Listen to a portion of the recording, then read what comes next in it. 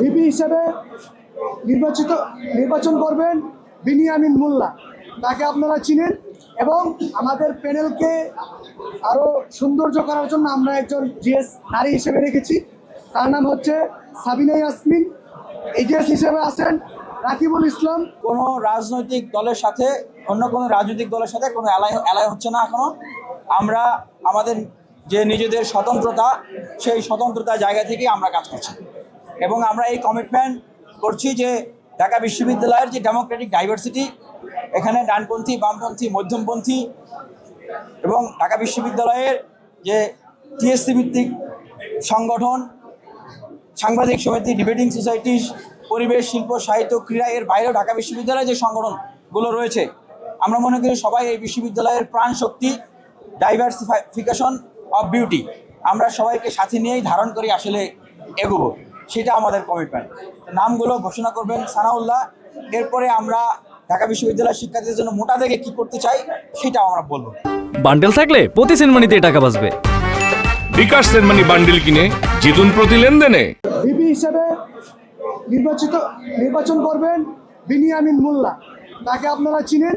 এবং আমাদের প্যানেলকে আরও সৌন্দর্য করার জন্য আমরা একজন জিএস নারী হিসেবে রেখেছি, তার নাম হচ্ছে সাবিনা ইয়াসমিন। এজিএস হিসেবে আছেন রাকিবুল ইসলাম এবং বিজ্ঞান ও প্রযুক্তি সম্পাদক হচ্ছে সাকিব খান। সাকিব।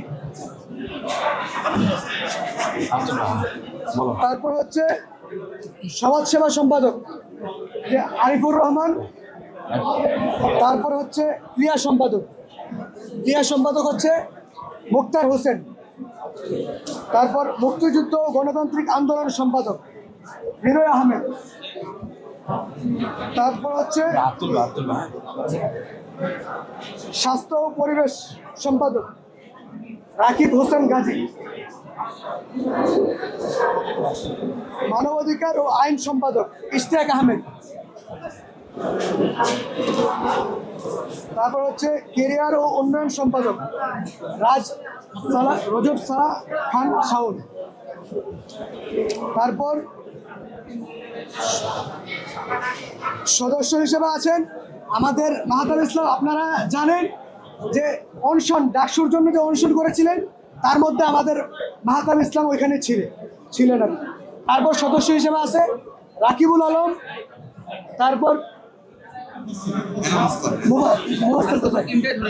সদস্য হিসেবে আছে মুফাসসেল। তারপর কৌফিক আদির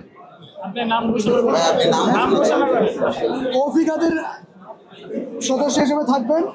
তারপর হচ্ছে আব্দুল্লাহ আল নুমান সদস্য হিসেবে নির্বাচন করবেন।